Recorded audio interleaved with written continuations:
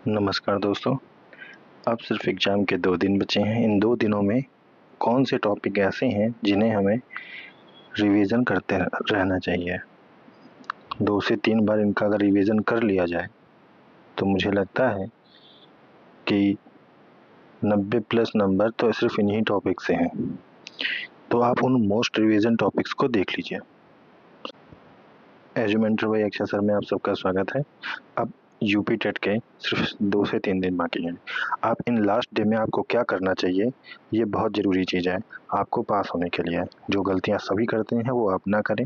यदि आप इस वीडियो को देख पा रहे हैं तो पूरा देखिए, जिससे आप अंत में ये भी समझ पाएँ कि कौन से वो 5 टॉपिक हैं सिर्फ, जिनको रिवीजन करने से भी आप नंबर स्कोर अच्छा कर सकते हैं। ठीक है, फिलहाल देखते हैं हम इन टॉपिकों को जो सबको करना चाहिए, लेकिन फिर भी समय ना हो तो उन 5 टॉपिक को भी आप रिवीजन कर लेंगे तो भी आपका काम हो जाएगा। ठीक है, अब देखते हैं। सबसे पहली बात करते हैं आरटी एक्ट की। आरटी एक्ट जो है 2009, इसमें हम लोग उसकी आयु को समझेंगे कि किस आयु के बच्चों को इसमें शामिल किया गया है। इससे संबंधित हम डीपीएसपी जो है उसको भी ध्यान देंगे कि किसमें 6 से 14 वर्ष के बच्चों को शिक्षा दी गई है, किसमें जो है 14 प्लस। इसी में आएगा ईसीसी एजुकेटर भी। ठीक है, इसको भी आपको इसमें याद रखना पड़ेगा। शिक्षक विद्यार्थी अनुपात अनुपात को भी हम इसमें देखेंगे। एसएमसी और निःशुल्क अनिवार्य शिक्षा भी देखेंगे। और हाँ, ये भी देखेंगे इसी में अलंकार योजना के बारे में भी, कि यूपी में जो वर्तमान में योजनाएं चल रही हैं शिक्षा को सुधार करने के लिए, तो वो कौन सी योजनाएं हैं। ठीक है, इनका भी इसमें हम ध्यान देंगे। इतना चीज़ सिर्फ हमें पढ़ना है इसमें। ठीक है, कैसे पढ़ना है ये मैं बिल्कुल बताऊंगा आपको लास्ट में कि कहाँ से ये टॉपिक तैयार करने हैं। और ये सिर्फ 5 से 6 घंटे में पूरा टॉपिक रिवाइज हो जाएगा आपका। उसके बाद कुछ भी आपको पढ़ने की ज़रूरत नहीं रहेगी। एनईपी 2020, ठीक, एनईपी 2020 आपको पढ़ना है। जो एनईपी 2020 है ये कैसे, एनईपी 2020 और एनसीएफ 2005 इनको पढ़ना। इनमें आपको ध्यान क्या देना है कि इसका जो ग्रेडिंग सिस्टम है वो ग्रेडिंग सिस्टम 5 3 3 4 है, या कोई और था अब कोई और है। तो एनसीएफ 2005 और एनईपी 2020 इनका रिवीजन करना है। ठीक, इसमें मातृभाषा को ध्यान देना है। इसमें सतत मूल्यांकन के बारे में क्या कहा था एनसीएफ में और एनईपी 2020 में। ठीक है, ठीक है, ये चीज़ हमें ध्यान देना है। ठीक, और आगे अगर देखें तो प्रमुख मनोवैज्ञानिक और उनके सिद्धांतों में पियाजे, Vygotsky, Kohlberg, Gardner, Thorndike, Skinner, Pavlov, इनके सिद्धांत और इनकी मुख्य बातें आपको ध्यान देना है। ठीक है, पियाजे, वाइगोत्स्की, कोलबर्ग का आपका मेरे ही टेट वाली सीरीज में ही आपको वीडियो भी पड़े हुए हैं, उनसे आप कुछ हेल्प ले सकते हैं। समावेशी शिक्षा उसके बाद देखेंगे। समावेशी शिक्षा में हम देखेंगे कि समावेशी शिक्षा में CWSN, ठीक है, ये कैटेगरी और डिस्कैल्कुलिया, डिस्ग्राफिया, डिस्कैल्कुलिया, ये सब भी वीडियो में ही पढ़ा हुआ है। सीरीज है सीटेटेट की सीरीज है, उसमें ये भी समावेशी शिक्षा का है। ठीक है, आप ये देखिएगा, ये सब पढ़ा हुआ है इसमें भी। तो वहाँ से भी हो जाएगा। 10 मिनट की वीडियो है। हिंदी शिक्षण विधियाँ, भाषा कौशल, ठीक है, लर्निंग स्पीकिंग, ठीक है, रीडिंग और राइटिंग, इनको भी हमें देखना है। उपचारात्मक शिक्षण, भाषा अर्जन बनाम अधिगम, तुम्हें अधिगम समझना है, अधिगम क्या है और अर्जन क्या है। ठीक है, शिक्षण विधियों के साथ में भाषा कौशल को भी देखना है। ये भाषा हिंदी का देखो, चाहे संस्कृत का देखो, चाहे इंग्लिश का देखो, एक का देखोगे तीनों में काम आएंगे, इसलिए आपका सिर्फ एक का देखना है बस। फिर देखें तो संधि समास से सबसे अधिक पूछे जाने वाले नियम और उदाहरण के नियम, संधि के नियम और समास के नियम। समास का टॉपिक मैंने कंप्लीट कर दिया है, तो आप उसको भी वहाँ से देख सकते हैं। उपसर्ग प्रत्यय का भी टॉपिक हमने समाप्त कर दिया। तत्सम तद्भव सबको आते हैं, इसके 5 नियम होते हैं, वो मैं बता दूंगा। यदि आपको वीडियो अच्छा लगे तो कमेंट सेक्शन में बताइए। यदि आप पढ़ना चाहें तत्सम तद्भव, जिसके सिर्फ 5 नियम होते हैं, 5 नियम से ही पूरा फिनिश हो जाता है। ठीक है, बार बार पूछे जाने वाले तथ्य इससे आते हैं बहुत ज़्यादा। ठीक है, आपको फिर जो है कंप्लीट करना है मुहावरे, लोकोक्तियाँ, पर्यायवाची विलोम। इनको कहाँ से कंप्लीट करना है, किसी किताब को लेके नहीं बैठना है। यदि आपके पास नोट्स हैं तो उनको पढ़ना है। यदि नोट्स नहीं है तो पीवाईक्यू जो है, पूरी प्रीवियस ईयर के क्वेश्चन, उनसे ही मुहावरे, लोकोक्तियाँ और पर्यायवाची विलोम आप खत्म करिए। उन्हीं से रिपीटेशन में ज़्यादा होता है। नेक्स्ट, गणित। अगर टेट का पेपर फर्स्ट है तो गणित आएगा। गणित की पेडागोजी इतनी फोकस नहीं करनी है, लेकिन आपको ये देखना है सिर्फ कि जो गणित में पहले तो आप सूत्र याद कर लें। सूत्र का समय है 10, 2 दिन में सिर्फ सूत्र याद करिए।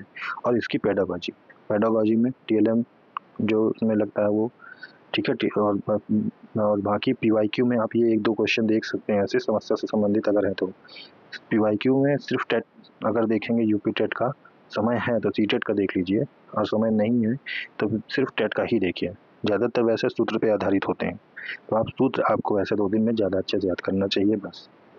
ईवीएस की पेडागोजी में विशेष चीज़ें आपको नहीं देखना है, सिर्फ मूल्यांकन करने का सिस्टम देखना है आपको, ठीक है? क्योंकि खुले में मतलब सामाजिक विज्ञान का मूल्यांकन बच्चा करता है तो कैसे करता है, वो काफ़ी समय बाद यूपी टेट का पेपर हो रहा है, तो हो सकता है कि इस बार पेडागोजी पे ज़्यादा फोकस रहे, फैक्ट पे ना रहे, ठीक है?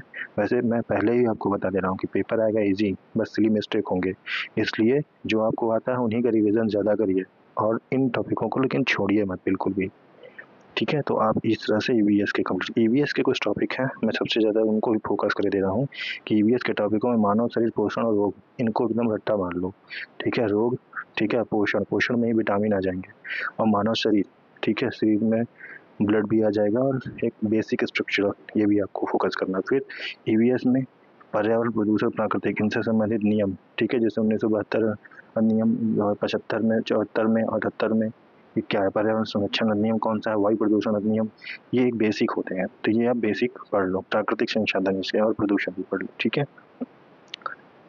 तो एसडीजी गोल भी पढ़ सकते हो, अगर कठिन बनाएगा तो बहुत ज़्यादा तो एसडीजी गोल भी बना सकता है, लेकिन आप ये याद रखना कि आपको बेसिक नहीं छोड़ना है, ठीक है ना? तो इसके 2 से 3 पेज के नोट्स अगर मेरे पास हैं तो मैं अपने टेलीग्राम चैनल में डालूँगा, मतलब मेरे पास होंगे तो मैं अपने टेलीग्राम में डाल दूँगा, लेकिन आपको उसके लिए कमेंट सेक्शन में बताना पड़ेगा कि आपको किस-किस चीज़ों के शॉर्ट नोट्स बिल्कुल चाहिए, 1 से 2 पेज वाले, ठीक है? भारत के भूगोल को भी मैंने सीरीज़ में कुछ चीज़ें खत्म हो गई थी, ठीक है? राज्य, राष्ट्रीय उद्यान, नदियाँ, अभयारण्य, ये अभयारण्य कभी वर्तनी में पूछे तो यही सही होता है, ठीक है? बहुत लोग इसको अभयारण्य बोलते हैं, ये गलत होता है, ठीक है? आधा वाला नहीं होता है सही, ठीक? ये भा जो है पूरा होता है, ठीक है? अभय धन आरण्य होता है संधि के हिसाब से पढ़ेंगे तो, ठीक है? ये सब बार-बार पूछे जाते हैं यहाँ से, ठीक है? तो उसके बाद बाल विकास के सिद्धांत में बाल विकास के सिद्धांत और बाल विकास की अवस्थाएं पढ़ना है और सबसे ज़्यादा जरूरी है कि प्रीवियस ईयर के रिपीटेड फैक्ट्स बहुत बार आए हैं। अच्छा, ये याद रखना है इसमें खासकर कि भाषा जो है, भाषा के पीवाईक्यू जरूर यहीं से करने हैं आपको, पीवाईक्यू भाषा के, हिंदी के, इंग्लिश के या संस्कृत, जो भी भाषा आपके 2 हैं, 2 भाषा इसी से कंप्लीट करनी है, ठीक है? एक्स्ट्रा नोट जो हो वो पढ़ना, वरना पीवाईक्यू आपको देखना ही देखना है, क्योंकि 70% वहीं से पूछे। अब ये वो 5 टॉपिक है जिसमें समय अगर बिल्कुल भी आपके पास नहीं है तो सिर्फ 5 टॉपिक पढ़ लीजिए, ठीक है? इन क्रमों से पढ़ लीजिए। देखिए, आरटी और एनईपी जरूर पढ़ लीजिए, ठीक है? साथ में ही लेकिन याद रखना, उत्तर प्रदेश में चल रही योजनाएं वर्तमान में शिक्षा से संबंधित जो हैं, ठीक है? और शिक्षा से संबंधित समितियाँ, ठीक है? समितियाँ, मनोवैज्ञानिक एवं सिद्धांत, ये भी आपको देखना होगा, दोनों भाषा के पीवाईक्यू, ये आपको करना पड़ेगा, ठीक है? गणित के सूत्र यदि गणित वाले, है ना? अच्छा, और ईवीएस में बायोलॉजी के टॉपिक और पॉलिटी और ज्योग्राफी के बेसिक फैक्ट्स, ये आपको पढ़ना, और संधि समास उपसर्ग प्रत्यय, और एक जरूरी चीज कि पर्यायवाची, ठीक है? ये आपको करना है, बस इतना आपको कर लेना है। और एक है और सिस्टम है कि शुद्ध अशुद्ध, ये आपको ध्यान देना है। 3-4 टॉपिक है हिंदी में ये सब, तो इतने 5 चीजें आप कर लेंगे, संधि समास उपसर्ग प्रत्यय, शुद्ध अशुद्ध, पर्यायवाची, दोनों भाषा के पीवाईक्यू, गणित सूत्र, ईवीयू के और आरटीई और एनईपी, मनोवैज्ञानिक के सिद्धांत में यही तीनों बेस जो हम लोगों ने समझा। उसके अलावा जो मतलब कम से कम आपके पास जो पहले के नोट्स बने हों, बस उनका जो भी आपके पास रखा हो पहले से, नया कुछ मत पढ़ो इसमें, ठीक है? इससे आपका कार्य यूपी टेट का फर्स्ट पेपर में, ठीक है, गारंटेड है कि आपके 100+ मार्क आ जाएंगे, ठीक है? इतने से अब बिना किसी देरी के हम लोग शुरू करते हैं यूपी टेट का सेकंड पेपर में हमें क्या पढ़ना चाहिए। टेट के सेकंड पेपर में हमें जो सोशल स्टडीज के लोग देख लें, और सोशल स्टडी के सब्जेक्ट जहाँ जहाँ है वहाँ मैथ वाले अपना मैथ और साइंस भी लगा सकते हैं। इंडियन कॉन्स्टिट्यूशन सबसे पहले हमें देखना चाहिए, फंडामेंटल राइट्स देख लेनी चाहिए और ड्यूटीज़ देख लेनी चाहिए, डीपीएसपी देख लेनी चाहिए, और संविधान के भाग और स्रोत ये भी हमें देख लेना चाहिए। रिसोर्सेज, किस देश से कौन सा रिसोर्स लिया गया है, ठीक है? और उनके पार्ट्स, ठीक है? कॉन्स्टिट्यूशन के पार्ट्स, इतना देख लेना चाहिए बस। इंडियन नेशनल मूवमेंट देख लेना चाहिए, 1885 से 1947 कांग्रेस की स्थापना से लेकर के देश की आज़ादी तक के बीच के जो भी इम्पोर्टेंट हमारे रहे हैं, ठीक है?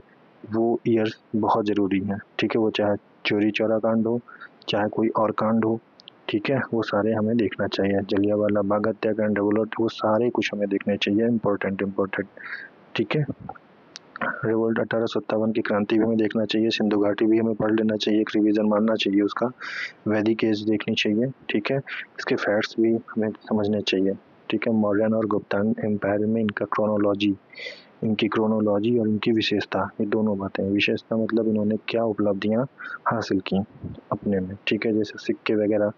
ठीक है, ये सब चीज़ें में फोकस करना चाहिए। जियोग्राफी ऑफ इंडिया की अगर बात करें तो इसमें हमें रिवर्स देख लेनी चाहिए, सबसे लंबी कौन सी है, कौन सी कहाँ से निकलती है, राइट ट्रिब्यूटरीज और लेफ्ट ट्रिब्यूटरीज। ठीक है, ये देखनी चाहिए, और इसकी ओरिजिन कहाँ से है। ठीक है, तीन चीज़ का फोकस करना चाहिए।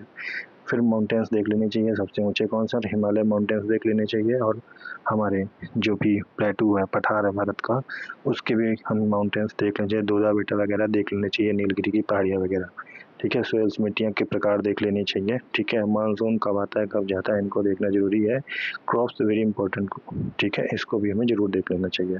बस मैप बेस्ड क्वेश्चन में आपको स्टेट्स याद, एक नज़र मारनी चाहिए, स्टेट्स आपको याद हो।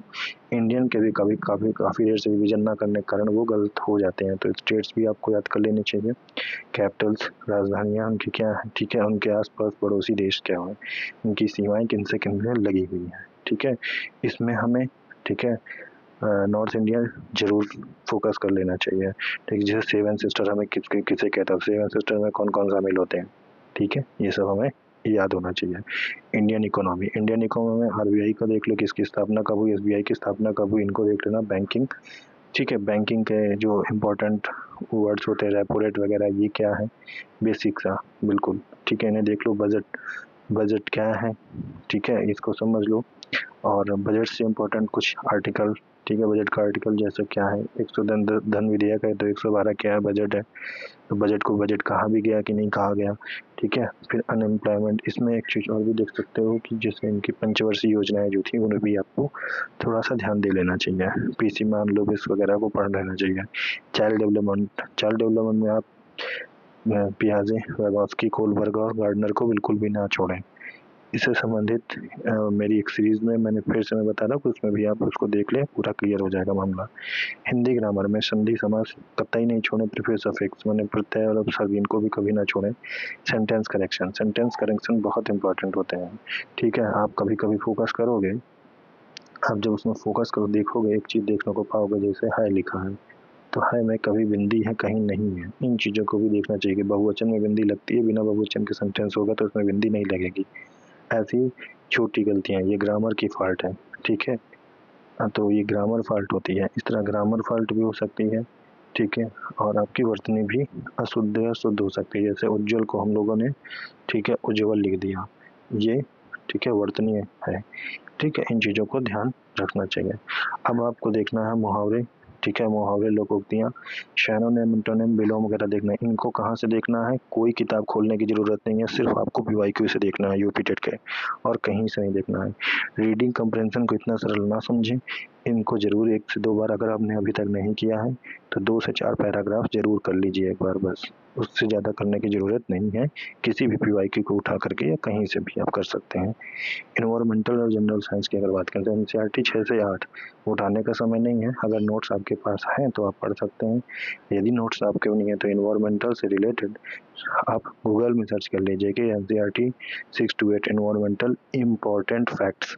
ठीक है, तो इम्पॉर्टेंट फैक्ट्स, यूट्यूब के चक्कर में लंबे लंबे वीडियो देखने में समय ना गवाइए, अपने से पढ़िए, याद रहेगा। अगर कोई पढ़ाएगा इस समय तो वो आपको दिमाग से निकल जाएगा, क्योंकि वो अपने तरीके से पढ़ाएगा। ठीक है, जनरल साइंस, तो जनरल साइंस में आपको बायोलॉजी पे फोकस ज़्यादा करना है। ठीक है, बायोलॉजी पे ह्यूमन बॉडी, ठीक है, ह्यूमन बॉडी हो गया, विटामिन, प्रोटीन, रोग, ठीक है, इन पे ज़्यादा फोकस करना है।